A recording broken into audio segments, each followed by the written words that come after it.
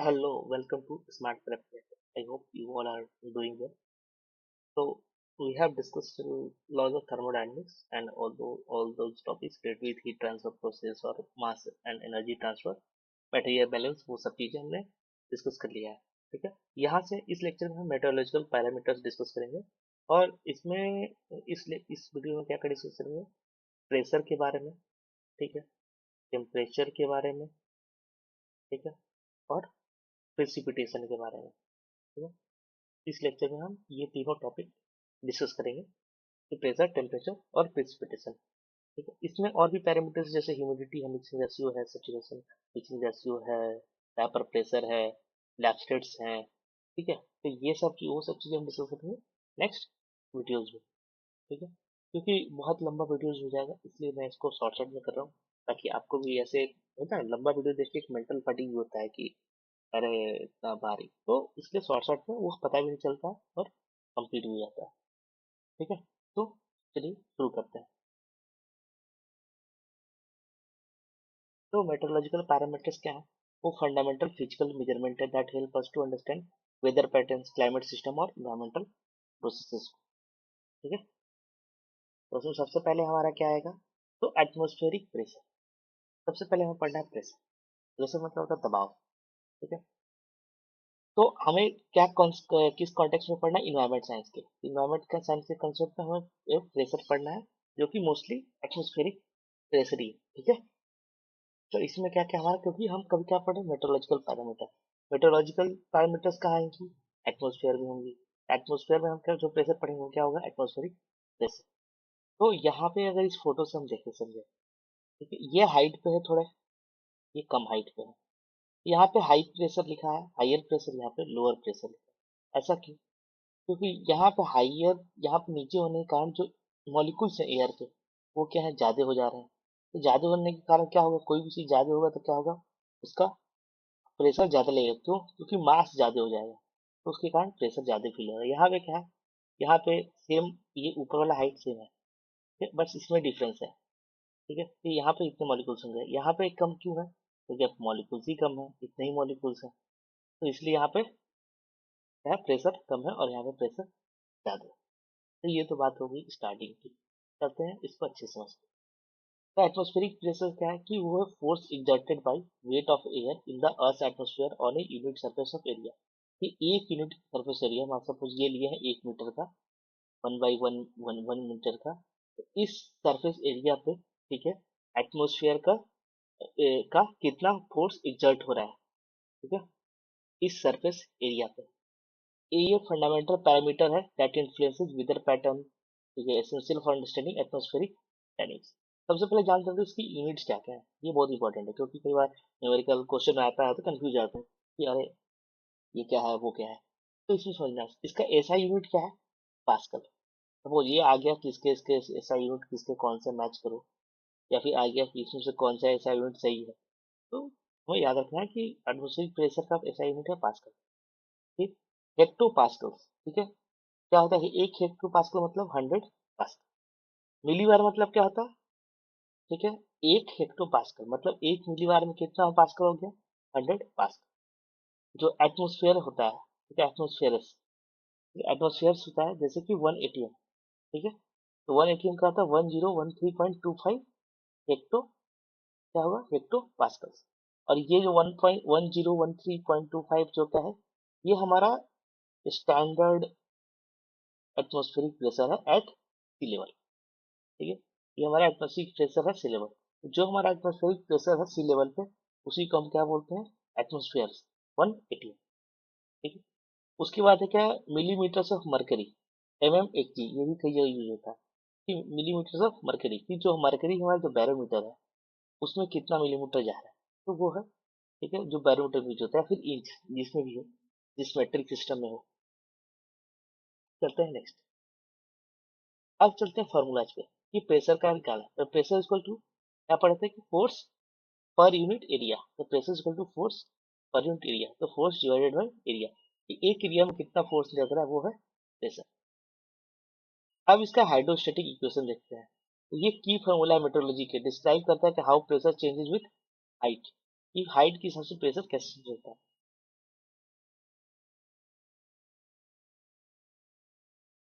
ठीक है, हाइट के हिसाब से कैसे। तो इसके इसमें इसका क्या फॉर्मूला है, तो change in pressure divided by change in altitude equals to minus rho air density into acceleration due to gravity. तो ये फॉर्मूला है। यहाँ से अगर कभी एयर डेंसिटी निकालना हो और ग्रेविटी दिया एक्सेलरेशन तो पता है 9.81 होता है मीटर पर सेकंड स्क्वायर। ठीक है, उसके बाद ये दिया हुआ change in pressure change in altitude दिया तो भी हम एयर डेंसिटी निकाल सकते हैं। ठीक है, तो ये है कौन सा हाइड्रोस्टैटिक फॉर्मूला। ये कैसे कि how pressure change with the height. ठीक है, चेंज इन प्रेशर होगा चेंज इन हाइट होगा। तो चेंज इन प्रेशर, सपोज हमें प्रेशर निकालना है, हमें चेंज इन एल्टीट्यूड दिया है कि 100 मीटर से 200 मीटर चले गए, तो वो हम अगर, और एयर डेंसिटी हमें पता है और हमें ग्रेविटी भी का पता ही है एक्सेलरेशन क्या होता है, तो हम आराम से चेंज इन प्रेशर निकाल सकते हैं। ठीक है? ये इक्वेशन दिखाता है क्या, pressure decreases with increasing altitude because there is less air above. ये क्या दिखा रहा है, जैसे जैसे इक्वेशन क्या दिखा, जैसे जैसे प्रेशर डिक्रीज होता है वैसे वैसे एल्टीट्यूड के हिसाब से प्रेशर डिक्रीज हो, जैसे जैसे हाइट ऊपर हम जाते हैं प्रेशर डिक्रीज होता है। ठीक है, चलते हैं नेक्स्ट। अब कौन कौन से मेजरमेंट के इंस्ट्रूमेंट यूज जाते हैं, तो ये इस पे सवाल आए हुए हैं पहले। बिल्कुल, तो बैरोमीटर। ठीक है, ये प्राइमरी इंस्ट्रूमेंट है। उसका मरकरी बैरोमीटर उसमें को होते हैं जिसमें मरकरी यूज होता है। एनोरॉइड बैरोमीटर होते हैं। ठीक है, मैकेनिकली वो दिखता है। फिर डिजिटल बैरोमीटर आज के ज़माने में यूज होते हैं, इलेक्ट्रॉनिक सेंसर होते हैं। तो ये बैरोमीटर हो गया, ये डिजिटल बैरोमीटर है, ये मरकरी बैरोमीटर है। कि ये एक वेसल है, इसमें हमारा मरकरी रिजर्वायर है। इसमें जो प्रेशर दिखता है उसके हिसाब से मरकरी जो वैक्यूम है इसमें, ये जो ट्यूब है इसमें राइज होता है। ठीक है, ये सब कुछ सील रहता है। ठीक है, ये वैक्यूम रहता है पूरा। तो सी लेवल प्रेशर इतना आता है इंच। ठीक है, 1013। ठीक है, फिर क्या है, एटमोस्फेरिक प्रेशर। तो एक चीज इसमें समझना है कि एटमोस्फेरिक प्रेशर कहाँ कहाँ पे ज्यादा होता है कहाँ कम होता है। तो जहाँ पे हवा ऊपर की तरफ जा रही है, नीचे से ऊपर की तरफ, वहाँ एटमोस्फेरिक प्रेशर क्या होगा, लो होगा। जहाँ जहाँ हवा ऊपर से नीचे की तरफ आती है ये हाई होगा। इसके बारे में बहुत सारे डिटेल्स में पढ़ेंगे एनवायरमेंटल जियो साइंसेज। तो high pressure system, type of pressure system का टाइप पढ़ना है। तो उसमें क्या पढ़े थे अभी हम, हाई प्रेशर सिस्टम मतलब ऐसे एरिया एंटी साइक्लोन जहाँ पे एटमोस्फेरिक प्रेशर ग्रेटर है सराउंडिंग एरिया से। ये क्यों होता है, क्योंकि हवा आ रहा है ना। पीछे वाला डायग्राम देखते हैं, यहाँ हवा आ रहा है तो यहाँ पे पहले से हवा है तो हवा ज्यादा हो जाएगा ना। हवा ज्यादा हो जाएगा तो प्रेशर ऑब्वियसली ज्यादा होगा। और यहाँ पे क्या, हवा पहले से जितना है उसमें से भी और ऊपर जा रहा है तो क्या होगा, हवा यहाँ पे कम हो गया, तो कम हो गया तो क्या होगा, प्रेशर ही कम हो जाएगा। ठीक है, characterize by sinking air which inhibits. Sinking air क्या होता है, क्लाउड फॉर्मेशन नहीं होगा, बारिश नहीं होगा, क्लियर स्काई होगा, काम वेदर होगा, स्टेबल एटमॉस्फेरिक कंडीशन होगा। ठीक है, winds flow clockwise in northern hemisphere और counter clockwise in southern hemisphere around a high pressure. तो हाई प्रेशर के अगर कहीं है तो उसके चारों तरफ क्लॉकवाइज डायरेक्शन में विंड ऐसे फ्लो करती है। ठीक है, सिंपल सा बात है। ठीक है, क्लॉक नॉर्दर्न हेमिस्फीयर में और counter clock in southern hemisphere में अराउंड ए हाई प्रेशर। ठीक है, चलते हैं नेक्स्ट। क्या है, लो प्रेशर सिस्टम, साइक्लोन या depression. Areas where atmospheric pressure is lower than that of surrounding air. क्यों, क्योंकि जो एरिया था वो हवा ऊपर चला गया तो यहाँ पे खाली हो गया, तो यहाँ पे लो प्रेशर बन गया।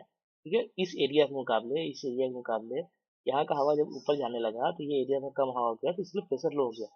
ठीक है, ये कैरेक्टराइज राइजिंग एयर, हवा ऊपर जा रहा है, cools and condense to form clouds and precipitation. और ऊपर हवा जा रहा है तो धीरे धीरे ठंडा होगा हवा, अगर उसमें मॉइस्चर है तो ऊपर बादल बनेगा तो नीचे बारिश होगी, प्रेसिपिटेशन होगा। Associated with cloudy windy and often stormy weather. हमेशा यहाँ पे क्या था, क्लाउडी होगा या विंडी होगा या स्टॉर्मी वेदर होगा।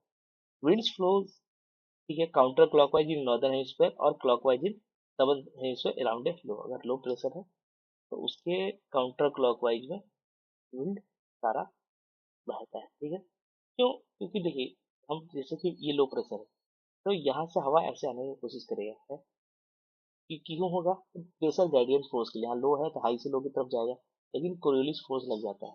तो कोरियोलिस फोर्स लगने के कारण क्या होगा, थोड़ा सा अपने लेफ्ट मुड़ेगा नॉर्दर्न हेमिस्फीयर, तो ऐसे हो जाता है। और ऐसे ऐसे तो ऐसे इस कारण से ये ऐसे, ठीक है, एंटी क्लॉकवाइज हो जाता है। ठीक है, और हाई प्रेशर में क्या था, बाहर की तरफ जा रहा था। ठीक है, बाहर की तरफ, तो इसके कारण से वो क्लॉकवाइज में नॉर्दर्न हेमिस्फीयर में, और अब सदर्न हेमिस्फीयर में जस्ट इसके अपोजिट।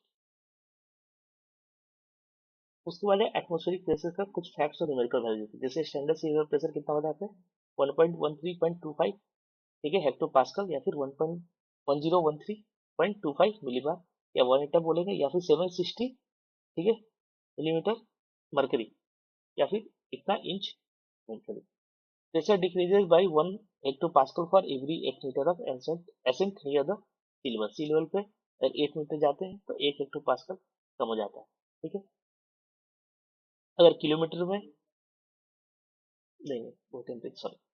उसके बाद हाईएस्ट रिकॉर्डेड सी लेवल प्रेशर क्या है, तो 1084 है, ठीक है। तो वो एक जगह है मंगोलिया में, वहां रिकॉर्ड किया गया था। लोएस्ट क्या है, तो नॉन टॉर्नेडिक सी लेवल प्रेशर 870, ठीक है। टॉर्नेडिक में तो और लो हो जाता है प्रेशर, इसलिए नॉन टॉर्नेडिक जो नॉर्मल कंडीशन में क्या गया, वहां पे क्या है 870 hectopascal in the I of typhoon tip on October इतना। और ये क्या, सोंटो संटो स्नेगल, मंगोलिया में हुआ था हाई। ये तो नहीं पूछेगा बट ये पूछ सकता है, ठीक। क्या इससे रिलेटेड सवाल आता है, कोई भरोसा नहीं, कभी कोई बहुत ही आसान सवाल पूछ देते हैं और हमें पता नहीं रहता है तो हम कंफ्यूज हो जाते हैं। अब बात करते हैं एटमॉस्फेरिक प्रेशर का क्या क्या काम। वेदर फोरकास्टिंग में हेल्प करता है, जो आइसो बार से, आइसो बार मतलब होते हैं, जैसे ये जगह है, सपोज ए, ये जगह है बी, ये जगह है सी, ये है डी, ठीक है। अलग अलग जगह है तीनों चारों। तो अगर सपोज यहाँ पे एग्जांपल दे रहा हूँ, यहाँ पे 1000 मिली बार है प्रेशर, और यहाँ 1000 मिली बार है, यहाँ 1012 है, यहाँ पे 1013 है। तो ये जो लाइन है जो इसको ज्वाइन करेगा, ठीक है, ये होता है आइसोबार, ठीक है।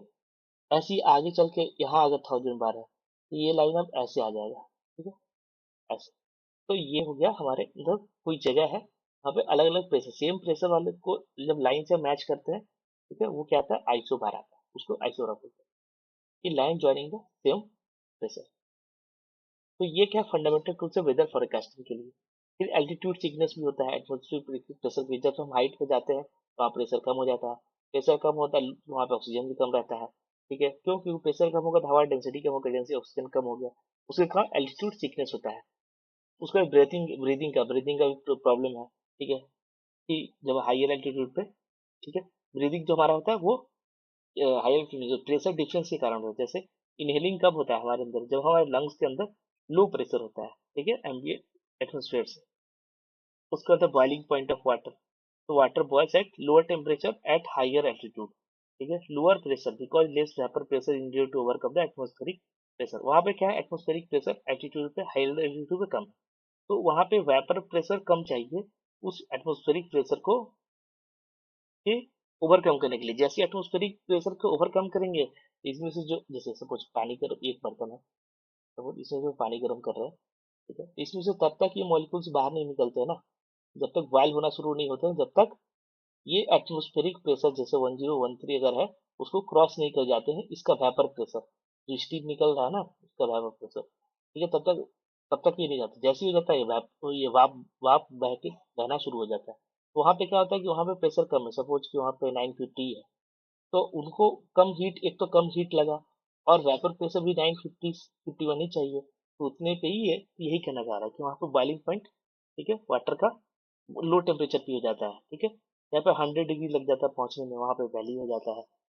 उसके बाद पॉल्यूशन डिस्पर्सन में भी प्रेशर का रोल है। चलते नेक्स्ट, नेक्स्ट है टेम्परेचर, ठीक है। प्रेशर के बाद आते हैं टेम्परेचर। टेम्परेचर क्या है, measure of average kinetic energy of the atoms and molecules in substance. ये एवरेज काइनेटिक एनर्जी है एटम्स और मॉलिक्यूल्स सब्सटेंस को टेम्परेचर बोलते हैं। इन्वायरमेंट साइंस में हम प्राइमरी कंसर्न किस चीज पे, एयर टेम्परेचर, लेकिन सॉइल और वाटर टेम्परेचर भी हमें पढ़ना। ये क्या डिक्टेट करता है, rate of chemical reaction, biological activity, physical state of matter, ठीक है। इसका यूनिट क्या है, सेल्सियस। ये लगभग हर जगह यूज होता है, लेकिन अमेरिका वाले हर चीज में बोलते हैं कि नहीं हम तो अलग है, तो वो बोले फारेनहाइट हम करेंगे। और केल्विन क्या ऐसा यूनिट है कि साइंटिस्टों ने कहा कि नहीं ना तुम्हारा ना मेरा भाई, हमारा अलग रहेगा, ये तुम दोनों अपना सिर खाते रहो, हम कैलकुलेशन करेंगे एसआई में, ठीक है। यहाँ पे कन्वर्जन का फॉर्मूला है कि अगर फारेनहाइट में है तो सेल्सियस में लाने के लिए क्या करेंगे, ठीक है। फारेनहाइट में अगर टेम्परेचर सेल्सियस में दिया है, उसको फारेनहाइट में करने के लिए क्या करेंगे, तो 9/5 + 32। और अगर सेल्सियस में दिया, सेल्सियस में करना है, सेल्सियस में सब कुछ फारेनहाइट में दिया, सेल्सियस में करना है, तो फारेनहाइट की जो टेम्परेचर उसमें से 32 माइनस करेंगे और 5/9 से, और इसमें क्या होता है 273 को प्लस करते हैं, अगर केल्विन में करना है तो सेल्सियस में 273.15 को कर लें। 15 ओमिट भी कर सकते हैं, सिर्फ 273 भी। तो 273.15 ना 0 डिग्री होता है, 0 डिग्री सेल्सियस करते हैं। यहाँ पे कौन कौन सा यूज होता है, तो यहाँ पे लिक्विड ग्लास थर्मोमीटर यूज होता है, वही मरकरी या अल्कोहल वाला। फिर by metallic stripe thermometer use होता है। ठीक है। फिर ठीक है, थर्मी स्टोर्स होते हैं, रेजिस्टेंस टेम्परेचर डिटेक्टर्स होते हैं, इलेक्ट्रॉनिक सेंसर्स होते हैं जो टेम्परेचर चेंज को डिटेक्ट करते हैं। फिर इंफ्रारेड थर्मोमीटर है, जो अभी कोविड में सब लोग चेक कर रहे थे ना, वो गन जैसा कि टेम्परेचर आपका कितना है। ठीक है।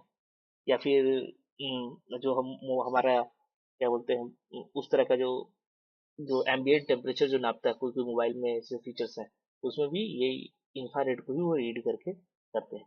ठीक है। तो अब तो अ, ये अभी भी चलता है लिक्विड इन ग्लास।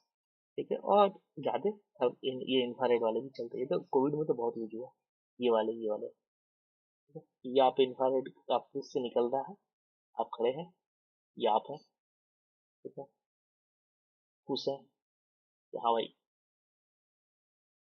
ठीक है। टेम्परेचर लो मेरा ज्यादा नहीं है, आप आपका बॉडी में हीट है। ठीक है। वो टेम्परेचर वो इंफ्रारेड रीच करा, इसने इंफ्रारेड को रीड किया, हाँ ठीक है, रेंज में है आप।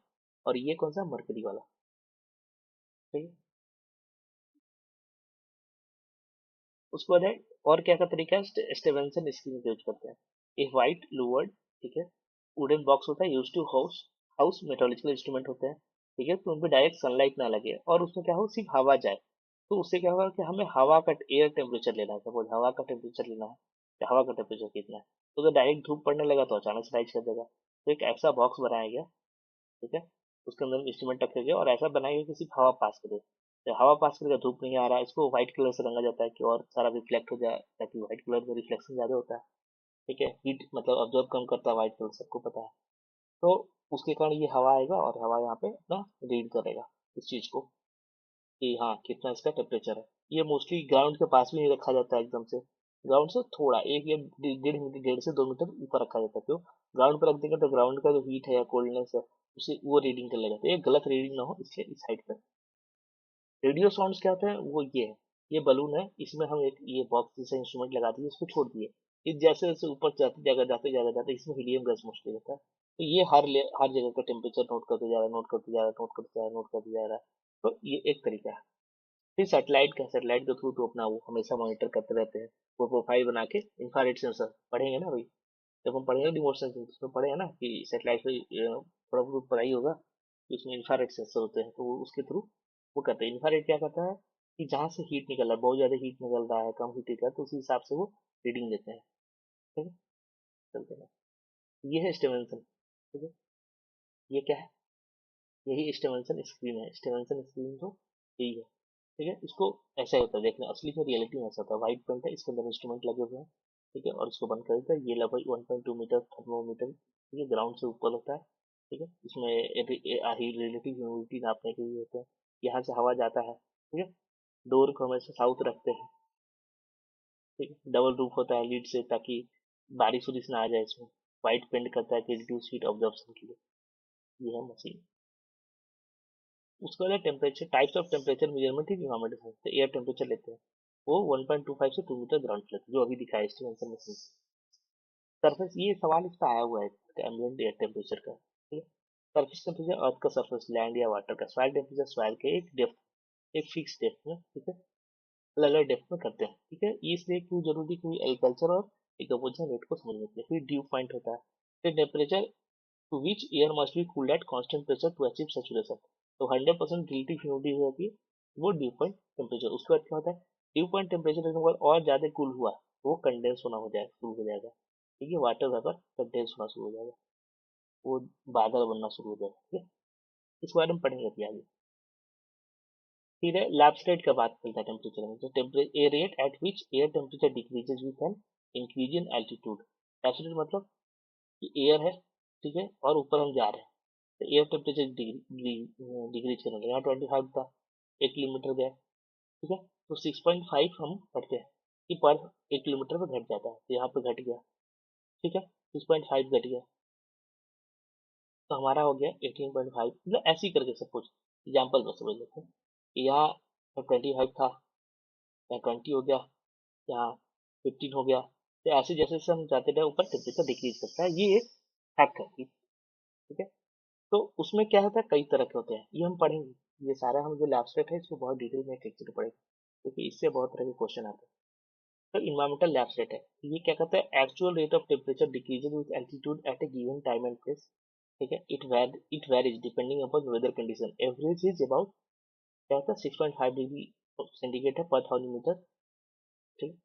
उसके बाद है ड्राई एडियाबैटिक लैब स्टेट। तो ड्राई एडियाबैटिक लैब स्टेट है कि at rate at which a parcel of unsaturated dry air cools as it dries adiabatically। ठीक है। एडियाबैटिक मतलब क्या होता है, ये एयर पार्सल है। ठीक है। ये ऊपर की तरफ जा रहा है। ठीक है। तो ये ना इसमें हीट जा रहा है बाहर से। ठीक है। हीट एक्सचेंज नहीं हो रहा है, ये बस ऊपर गया, और ऊपर गया तो ऊपर क्या हुआ, प्रेशर कम हो गया। प्रेशर कम हुआ ना, ये हीट, ये गर्म था, सराउंडिंग ठंडा था, इसे थोड़ा सा ये ऊपर राइज करेगा, हल्का बिल्कुल करेगा, तो किया तो यहाँ पे प्रेशर कम हो गया। ठीक है। तो यहाँ से ये प्रेशर यहाँ पे डिक्रीज हुआ, तो प्रेशर डिक्रीज होने हो रही एक्सपैंड करेगा, तो ये एक्सपैंड किया एयर पार्सल, तो एयर पार्सल एक्सपैंड किया, जिससे कारण टेम्परेचर कम हो गया। तो कहेंगे एक्सपेंशन की जगह, तो जब ज्यादा कॉम्पैक्ट रहेगा ना, उसके मॉलिक्यूल्स आपस में बहुत ज्यादा टकरा रहे हैं, तो ज्यादा हीट रहेगा। एक्सपैंड कर गया तो सेम मॉलिक्यूल्स अब ज्यादा दूर दूर पे हो गए, तो उसके कारण हो गया टकरा कर रहे, तो टेम्परेचर अपने आप घट गया। ये होता है एडियाबैटिक कूलिंग या फिर एडियाबैटिक वार्मिंग। ठीक है। तो उसमें हीट एक्सचेंज नहीं हुआ, बाहर से नहीं हुआ, वो अपने आप ही हो रहा है। ठीक है। तो ड्राई एडियाबैटिक क्या होता है, वो रेट है जब पार्सल सैचुरेटेड जो unsaturated dry air cools rise as it rises adiabatically. ये क्या है 9.8, या इसको 10 करते हैं कभी कैलकुलेशन में। और सैचुरेटेड क्या है, सैचुरेटेड है कि एयर पार्सल अब ऊपर जा रहा है, ऊपर जा रहा है। ठीक है। ठीक है। वो पूरी तरह से सैचुरेट हो गया है, मतलब वो कूल होके होते होते पूरा कूल हो चुका है। अब उसमें और ज्यादा वो डिग्रेड नहीं है, लेकिन क्या होता है कि जो ये क्या होता है कि जो वाटर वेपर है वो कंडेंस होता है, ठंडा हो रहा है, तो ठंडा हुआ था latent heat of heat release करता है, तो हीट रिलीज का थोड़ा सा और ये हल्का पार्सल गर्म हो जाता है। ठीक है। तो बुखार हल्का सा ऊपर चला जाता है। ठीक है। तो वो उसके बाद और कूलिंग होता है। एक ऐसा आता है कि जब लैटेंट हीट सब खत्म हो जाता है तो कूलिंग बंद हो जाता है, और वो ऊपर जाना बंद हो जाता है, फिर वहां पे वो क्लाउड बन जाता है। ठीक है। और यहाँ पे ये 100% के बाद क्लाउड बनना जारी है, शुरू हो गया है, ये जैसी सैचुरेटेड हुआ, मतलब 100% अचीव किया। ठीक है। इसका कूलिंग ह्यूमिडिटी, तो ये अब जो, ठीक है, ये ये जो एयर पार्सल है, ये अब क्लाउड बनना शुरू हो गया है, लेकिन हल्का हल्का हीट के कारण ये ऊपर राइज करते जा रहा है, इसीलिए हमारा क्लाउड ऐसे बनता है। ठीक, कि नीचे जो नीचे बनना था बन गया, और ऊपर गया तो और बना, और ऊपर गया और बना। ठीक है। वो हीट के कारण ऐसे क्लाउड बनता है। ठीक है। ये हम समझेंगे, ठीक है, एक से एक पूरे अच्छे से। फिर एक है कंडीशन टेम्परेचर इन्वर्जन का। ठीक है। टेम्परेचर इन्वर्जन की कंडीशन ऐसा होता है कि जब हम पढ़ते हैं कि हाइट के साथ ट्रोपोस्फीयर में, ठीक है, टेम्परेचर डिक्रीज होता है। ठीक है। ये इस बार शायद लास्ट में क्वेश्चन आया था कि हाइट के साथ ट्रोपोस्फीयर में, या फिर लास्ट में नहीं, मतलब आया हुआ हाइट के साथ ट्रोपोस्फीयर में टेम्परेचर डिक्रीज हुआ, ये हम पढ़े। लेकिन कई बार क्या होता है कि ऐसे जा रहे हैं, यहाँ बहुत जगह ठंडी हुई, ठंडी का दिन है, तो यहाँ पे बहुत ज्यादा ठंडी हो गई, और यहाँ पे गर्म लेयर रह गया, लेयर यहाँ पे, तो ये टेम्परेचर इन्वर्जन हो गया कि यहाँ से हम ठंडा ठंडा पहुंचे तो यहाँ गर्म आ गया। अब क्या है कि अब ये हवा ऊपर, यहाँ पर अगर कोई एयर पार्सल है तो यहाँ आके रुक जाएगा, कि अब यहाँ पे इस एयर पार्सल से ही ज्यादा गर्म है, तो ऊपर नहीं जा पाएगा, तब यहीं पे अटका रहेगा। इसी कारण से ठंडी में क्या होता है ना, ये टेम्परेचर इन्वर्जन होता है कि जमीन बहुत क्या है ना, लैंड क्या है, बहुत तेजी से ठंडा होता है। ठीक है। तेजी से फैलता, अभी हम लास्ट लेक्चर में पढ़े थे ना थर्मोडायनेमिक्स में, कि लैंड का कूलिंग फास्ट होता है, लेकिन एयर में उतना फास्ट नहीं होता है। तो ये तुरंत ठंडा हो गया, क्योंकि सारा इंफ्रारेड रेडिएशन रिलीज किया, और लॉन्ग वेव, और यहाँ पे लॉन्ग वेव रेडिएशन रिलीज करेगा, तुरंत ठंडा हो गया। लेकिन ये रेडिएशन है अभी ऊपर जा रहे हैं, जा रहे हैं। यहाँ पे कई बार क्या होता है कि यहाँ पे एक लेयर, जैसे किसी हाइट पर, नॉट ए फिक्स्ड हाइट, वहाँ पे एक बन गया जो कि वार्म रह गया, ये लेकिन कूल हो गया, इससे लगा हुआ एयर पार्सल भी कूल हो गया, तो वो ऊपर जाएगा, लेकिन अब इसके ऊपर नहीं जा पाएगा। इस बार से ठंडी में क्या होता है ना, पॉल्यूशन होता है, निकलता है, और यहाँ आके स्टक हो जाता है, तो फिर बहुत ज्यादा पॉल्यूशन हो जाता है। ठीक है, पढ़ेंगे कैसे होता है ये सब चीज। ठीक है। तो ये है हमारा लेफ्ट स्टेट के बारे में। ये एयर पार्सल हमारा राइज कर रहा है, राइज कर रहा है, राइज कर रहा है और एक्सपैंड करते जा रहा है। क्यों? क्योंकि प्रेशर कम होते जा रहा है। जैसे जैसे राइज कर रहा है, डेंसिटी क्या हो रहा है?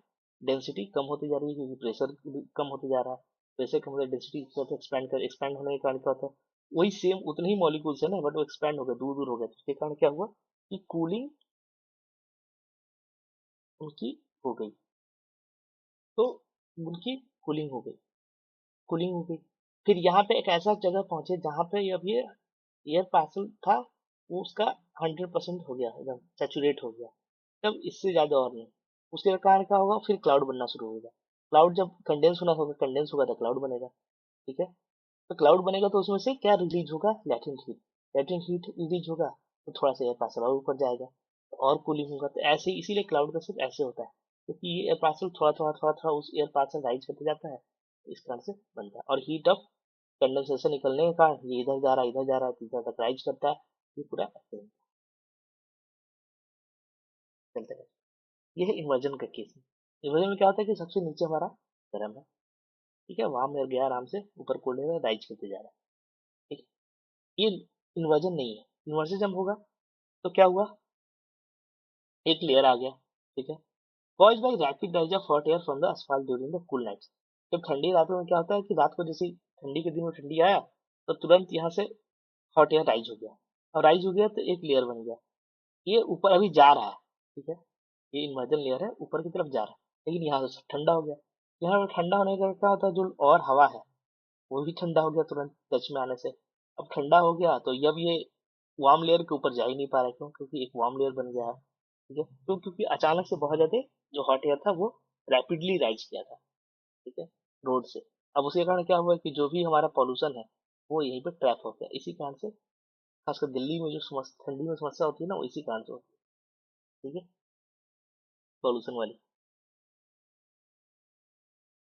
फिर है टेम्परेचर में, कि इकोसिस्टम में, ठीक है, डिस्ट्रीब्यूशन पे, मेटाबॉलिक रेट पे, इस पे काम करता है। फिर क्लाइमेट चेंज में भी है टेम्परेचर का रोल, प्राइमरी इंडिकेटर है उसका। अर्बन हीट आइलैंड इफेक्ट जो होता है, कि वो जो सिटीज होते हैं वार्मर होते हैं सराउंडिंग एरिया से, क्योंकि ह्यूमन एक्टिविटीज और मॉडिफाइड लाइट सर्फेसेस कर रहे हैं। फिर वाटर क्वालिटी है। ठीक है, कि टेम्परेचर अगर जिसका वाटर का ज़्यादा होगा, ठीक है, वो क्या करेगा? उसमें ऑक्सीजन कम होगा। क्यों? क्योंकि जो कोल्डर वाटर होता है वो ज़्यादा ऑक्सीजन कर सकता है। इसीलिए समस्या है कि जो ओशन वाटर, ओशन से जो हमारे गर्म हो रहे हैं, उसके कारण क्या होगा? वो ज़्यादा ऑक्सीजन प्रोड्यूसली रिलीज करेंगे। तो अगर बहुत ज़्यादा गर्म हो गया तो मान चला कि बहुत सारे एरिया डेड जोन हो जाएंगे ओशन से। तो वो भी एक चैलेंज है कि ओशन वाटर भी हमारा, एक जो साइक्लोन आएगा वो सब तो अलग है, ये भी एक समस्या है। चलते हैं। नेक्स्ट है क्या? प्रिसिपिटेशन। कि जो हमारा एयर गया ऊपर, उसके साथ मॉइस्चर गया, वो ठंडा हुआ बादल बन गया। तो बादल बनने के बाद नीचे किस किस रूप में आएगा? ठीक है, बारिश के रूप में आ सकता है, ठीक है, स्लीट के रूप में आ सकता है, स्नो के रूप में आ सकता है। तो उसको पढ़ते हैं। ठीक है। तो प्रिसिपिटेशन क्या है? Is any form of water, liquid और solid, that falls from the cloud and reaches the cloud. ठीक है। ये एक वाइटल कंपोनेंट है अर्थ का जो वाटर साइकिल है उसका, और प्राइमरी सोर्स है फ्रेश वाटर का। इसकी यूनिट क्या है? मिलीमीटर्स या इंच। मोस्टली मिलीमीटर यूज होता है या इंच भी यूज होता है। पर डेप्थ वाटर, स्नोफॉल के लिए क्या करते हैं? सेंटीमीटर में सुनते हैं ना, कि इतने सेंटीमीटर स्नो गिरा न्यूज में, वही है। ठीक है। And also by its liquid water equivalent, 10 centimeter snow might melt down to 1 centimeter of water. 10 centimetre snow सोचेंगे कैसे? एक सेंटी, अरे एक्सपैंड करता है ना ठंडा होने पे। ऊपर से वो बहुत ज्यादा डेंसली नहीं होता, जो ऊपर से स्नो आता है वो बहुत ही सॉफ्ट होते हैं, वो बर्फ नहीं है। In density is often expressed as millimetre per hour और इंच पर आवर। इतना इंच बारिश हुई। उसके बाद है फॉर्मेशन कैसे होता है, जो क्लाउड बनता है, तो उसके दो तरीके हैं, इसको आगे चल के पढ़ेंगे। एक है collision coalition process. Collision coalition की एक वाटर मॉलिक्यूल था, वो एक छोटे छोटे थे, वो नीचे आ रहा था, इससे टकराया बड़ा हो गया। फिर इससे और भी छोटे छोटे मॉलिक्यूल थे, उससे टकराया बड़ा हो गया। फिर इसमें से इसका दो भाग हो गए, वो नीचे आने लगे और छोटे थे, एक बड़ा ऐसे। और फिर वो आके नीचे गिर जाते, जैसे लार्जर ड्रॉपलेट्स फॉल फास्टर। ये वार्म क्लाउड में होता है, टेम्परेट एवं फ्रीजिंग। एवं फ्रीजिंग है मतलब कि ये जमे नहीं है। ये जो क्लाउड्स है वो गर्म है, उसमें बस वाटर है आपको।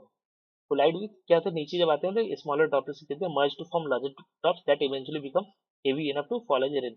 वो उतने भारी हो जाते हैं कि जो ग्रेविटी है, जो उनकी जो ये क्या बोलते हैं ग्रेविटी, जो फोर्स लगा रही है अर्थ हमारी इसको नीचे लाने के लिए, वो ठीक है, वो उस चीज को वो क्रॉस कर जाए।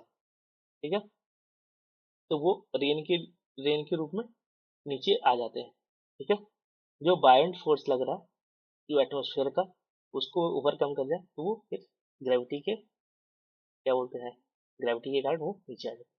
और बर्जरॉन प्रोसेस क्या है? तो बर्जरॉन प्रोसेस वो है कि जहाँ पे एक कोई सॉल्ट पार्टिकल या डस्ट पार्टिकल हो, ठीक है, उसके चारों तरफ ये वाटर जो ड्रॉपलेट्स वो जमना शुरू हो जाते हैं, और एक बड़ा सा वो क्या बन जाता है, वो क्या होता है जब टेम्परेचर बिलो फ्रीजिंग है, या सुपर कूल वाटर ड्रॉपलेट्स है, आइस क्रिस्टल, तो वहाँ आइस क्रिस्टल बनना शुरू हो जाता है। फिर वही आइस क्रिस्टल जब बड़े हो जाते हैं तो फिर वो भी नीचे आ जाते हैं। नीचे आते हैं तो वो नीचे आते आते कई बार मेल्ट हो जाते हैं, तो रेन के रूप में आ गए। या फिर लेयर जो है हवा, वो भी मतलब क्या बोलते हैं बहुत ही कोल्ड है या फिर फ्रीजिंग पॉइंट से नीचे तक है, तो वहां पे स्नो के रूप में ही आएंगे, पता नहीं। तो यही चीज यहाँ पर इसमें एक्सप्लेन किया हुआ। Precipitation types and there characteristic, तो यहाँ पे मैंने दे दिया है कि ये क्वेश्चन इससे आता है कि रेन है तो फॉर्मेशन मैकेनिज्म क्या है, कि कोलिजन कोलेशन है या फिर बर्जेरॉन होता है रेन का। इसमें फिजिकल कैरेक्टरिस्टिक क्या है? Liquid droplet water droplets that maintain their shape. Typical size क्या है? 0.5 से 5 mm। तो ये सब आते हैं सवाल। ठीक है, ये तो टर्मिनल वेलोसिटी नहीं आता, फिर भी दे दिया। एनवायरमेंटल इम्पैक्ट दिया है। वेदर कंडीशन क्या है? और जियोग्राफिकल, ठीक है, या फिर सीजनल ट्रेंड्स क्या रहेंगे। इसी तरह ड्रिजल के बारे में है, तो पढ़ेंगे कि कैसे होता है। उसी तरह स्नो है, उसका भी सब डिटेल्स दिया हुआ है यहाँ पे। ठीक है, तो इसको एक बार पॉज करके अपने से पढ़ लेंगे, इसमें बहुत कुछ एक्सप्लेन करने वाला नहीं है। ठीक है, साइज देख लेंगे, ये साइज वैसे इंक्रीजिंग ऑर्डर में, ये 0.5 है, डीजल उससे छोटा होता है, 0.2 से 0.5 होता है, ये वेरिएबल साइज का होता है। ठीक है, ये मोस्टली वर्जेरॉन प्रोसेस के थ्रू बनता है। उसके आगे फिर स्लिट है, तो स्लिट है आइस पैलेट्स जो होते हैं, तो स्नो के रूप में होते हैं। ठीक है, पार्शियली मेल्ट करते हैं while falling through the warm layer, then फिर कोल्ड लेयर आता है, रिफ्रीज होने के कारण वो बहुत तरह से खड़े हो जाते हैं। ठीक है, और कहीं भी गिरते हैं तो बाउंस करते हैं, गाड़ी उड़ी पे गिरते हैं तो उनको नुकसान कहते हैं। ठीक है, तो हजार्डस, ठीक है, होते हैं।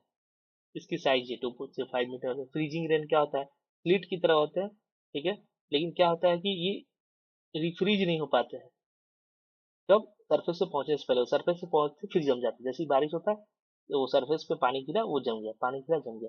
ये कब ये नुकसानदेह क्या होता है कि सड़कों पे जब ये ऐसे हो जाता है ना फ्रीजिंग रेन, उसके कारण क्या हो जाता है कि ये अब एक ऐसा लेयर बन गया जो कि फ्रिक्शन बहुत कम है, तो इस चक्कर में एक्सीडेंट बहुत होता है। ब्रेक लगाएंगे लगेगा नहीं, फ्रिक्शन कम हो गया, तो उस चक्कर में होता है। ठीक है, ये मिड एल्टीट्यूड में होता है विंटर में, इसीलिए विदेशों में देखे होंगे खास कर यूरोप यूरोप में ऐसे समस्याएं रहती है, ये गाड़ी टकराने वाला ठंड ऐसे में। हेल है, तो हेल तो पता ही है क्या होता है। ठीक है, इसको बनने के लिए क्या चाहिए? स्ट्रॉन्ग ऑफ ड्राफ्ट चाहिए इन क्यूमुलोनिम्बस क्लाउड्स में। ठीक है, उसके बाद स्नो पैलेट्स होते हैं, और फिर डायमंड डस्ट होता है। डायमंड डस्ट तो आई थिंक नहीं पूछेंगे, आई डोंट थिंक। राइम पूछ सकते हैं। ठीक है, राइम आएगा। उसके बाद मेटेरोलॉजिकल फॉर्मेशन मैकेनिज्म कहते हैं। एक कॉन्वेक्टिव है, ओरोग्राफी का रेन बनता है, फ्रंटल रेन होता है, कोल्ड फ्रंट पे बारिश होता है, वार्म फ्रंट पे हो रहा है, कन्वर्जेंस होता है, मानसूनल होता है। कन्वेक्टिव में हेवी रेन होता है, हेल समटाइम्स स्नो भी होता है, ट्रॉपिक्स में होता है।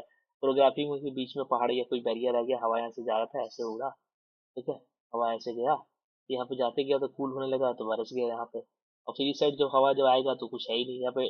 और यहाँ पे क्या रहा है, कैटाबैटिक, ऊपर से नीचे की तरफ तो और गर्म हो जाएगा, तो यहाँ पे हवाएं ये गर्म हो गई, और इसमें मॉइस्चर भी यहाँ पे ऑलरेडी खत्म हो चुका है, यहाँ कुछ होगा नहीं।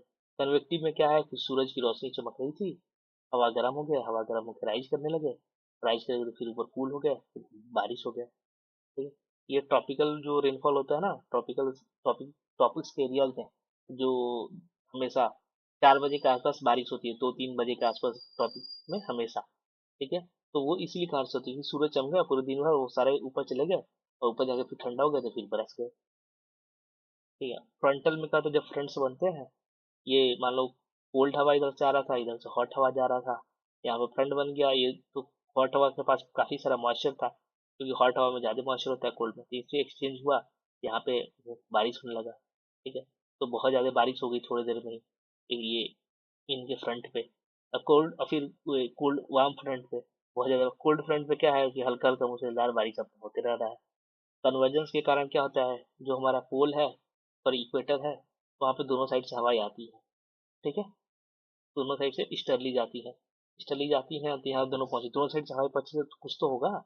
बाकी कहाँ जाएंगी, टकरा के ऊपर राइज करेंगी, राइज करेंगी तो फिर बारिश हो जाता है। मानसून तो पता है एक काफी लंबा प्रोसेस है, ठीक है। मोस्टली ये समझे ये इंडिया है, इग्नोर करेंगे थोड़ा। इधर से, ठीक है, इधर से हवाएं आती हैं, इधर से कुछ कुछ पैसिफिक से, फिर यहाँ पे टकराती हैं, फिर यहाँ से हवाएं ऐसे आती हैं, यहाँ बारिश करती है। ये पढ़ेंगे मानसून कैसे होता है। चलिए नेक्स्ट क्वेश्चन, ये कन्वेक्शनल रेनफॉल का वही मैं बताया कि ट्रांसपिरेशन हुआ, यहाँ पे ठंडी हो गई, बारिश गई। ये हो गया हमारा ओरोग्राफी, कि बैरियर आ गया, यहाँ से बरस गया, ये सब कुछ है ही। तो ये हमारा एक्सप्लेन करता है जो हम रीजन पढ़ते हैं ना, अरे लातूर वाला रीजन। तो जो लातूर है ना, लातूर महाराष्ट्र में वो जो रीजन है, वो रीजन में ना बारिश कम होता है, वहाँ पे हमेशा सूखा पड़ता है। और उसके ये मान के चले कि ये वेस्टर्न घाट है, तो और ये हमारा अरबियन सी है, अरबियन सी। तो यहाँ से हवा चलती है, ये वेस्टर्न घाट है, यहाँ पे सारा बारिश हो जाता है सहारा। और इधर क्या है, हवा सब आती है गरम गरम। मतलब यहाँ पे वो है ही नहीं, रेन शैडो रीजन, तो इसीलिए लातूर और इस इलाके में हमेशा क्या होता है, सूखा पड़ता है। जबकि बस एक पहाड़ के कारण, वे वेस्टर्न घाट के कारण, ठीक है, इधर बरस गया इसके वेस्टर्न घाट के अपने क्या बोलते हैं, ईस्टर्न स्लोप पे, और वेस्टर्न स्लोप पे बरस गया, और उसका ईस्टर्न स्लोप पे कुछ हुआ ही नहीं। तो ये एक्सप्लेन करता है जो महाराष्ट्र रीजन है ना, तो कभी मैप खोल के देखिएगा, तो उसमें दिखेगा कि हाँ ऐसे होता है। वो वाला रीजन काफी ड्राई रहता है। फिर ये फ्रंट वाला है, ये कोल्ड फ्रंट था, ये वार्म फ्रंट था, ये कोल्ड फ्रंट आया तो यहाँ पे बारिश हो गई, जोरदार बहुत तेजी से बारिश हो गई। और कोल्ड फ्रंट पे क्या होगा कि हल्का हल्का बारिश होता रहेगा काफी समय तक। लेकिन यहाँ पे क्या होगा, ये वार्म फ्रंट राइज कर रहा है ना, तो जोरदार बारिश होगी, पूरा गजर। ये ITCZ का है, ये इक्वेटर था, ठीक है। तो यहाँ पे कन्वर्जेंस हुआ, ट्रेड विंड्स आई, तो अब ट्रेड विंड्स आई कहाँ जाएंगी, तो ऊपर राइज करेंगे तो बारिश हो गया। अब चलते हैं इनके मेजरमेंट्स। तो रेन गॉज इस्तेमाल करते हैं, ठीक है। एक होता है standard non recording rain gauge, होता है सिलिंड्रिकल कंटेनर, तो उसमें फनल होता है, पानी कितना है कलेक्ट करता है जब बारिश होता है। फिर टिपिंग बकेट एक होता है रेन गॉज, एक वेइंग रेन गॉज होता है, ठीक है। उसके बाद स्नो गॉज होता है कि स्नोफॉल का डेप्थ कितना रहा विथ रूलर, और by melting snow collected in the gauge to get the liquid water equivalent कितना है, उससे हम सॉलिड का इक्विवेलेंट हम निकाल लेंगे। फिर वेदर रडार होता है, डॉपलर रडार जो आजकल ये हमारे मतलब हम भी अभी इंस्टॉल कर रहे हैं, क्योंकि बहुत सारा हमारे जो हिमालयन एरियाज है और क्लाइमेट चेंज का है, उसमें बहुत सारे चेंजेस आ रहे हैं, तो अचानक से अभी क्लाउड बर्स्ट ये सब होता है तो आइडिया नहीं लग पाता, ठीक है। फिर ये रिमोटली क्या पता है, प्रेसिपिटेशन इंटेंसिटी पता चलता है कि अगर ऊपर पहाड़ में कहीं बादल फटा तो तुरंत बच जाए कितना बारिश हुआ, उसके हिसाब से हम इफेक्ट कर सकते हैं और लोगों को बता सकते हैं कि भाई खाली करो जगह, ठीक है। फिर सैटेलाइट रिमोट, ये तो सैटेलाइट के थ्रू हम जो हमेशा मेजर करते हैं, हमारे पास बहुत सारे सैटेलाइट है जो कि वेदर के लिए फोरकास्टिंग ये सब के लिए बनाए गए हैं। वो हम पढ़ेंगे कौन कौन से हैं, क्या ही समझ सकते हैं। फिर ये इंपॉर्टेंट है, क्या है ये, तो ये सिंबल, ये एक पे सवाल भी आ चुका है पहले, ठीक है, आई थिंक 2023 में आया था, ठीक है। तो इस पे सवाल भी आ चुके हैं कि किसका सिंबल क्या है, तो ये जो सिंबल है ये सरकारी चीज से उठाया हुआ है। तो मतलब जो आया था एग्जाम में वो भी इसी में से था, ठीक है। तो प्योर एयर का ये है, हेज का ये है, मिस्ट का ये है, फॉग का ये है, ठीक है। स्मॉल हेल का ये होता है, येल का ये होता है, ये सब चीजें देखेंगे, ठीक है। स्नो का सिंबल ये होता है, स्लिट का ये होता है, आइस नीडल्स का ये होता है, ठीक है। सो थैंक यू यहाँ तक देखने के लिए। बाकी जो टॉपिक्स हैं वो हम नेक्स्ट वीडियो में कवर कर लेंगे। ये टेलीग्राम चैनल है, इसको आप ज्वाइन कर सकते हैं, ठीक है। तो मिलते हैं नेक्स्ट वीडियो में, तब तक ख्याल रखें अपना, पढ़ाई करते रहें, बाय।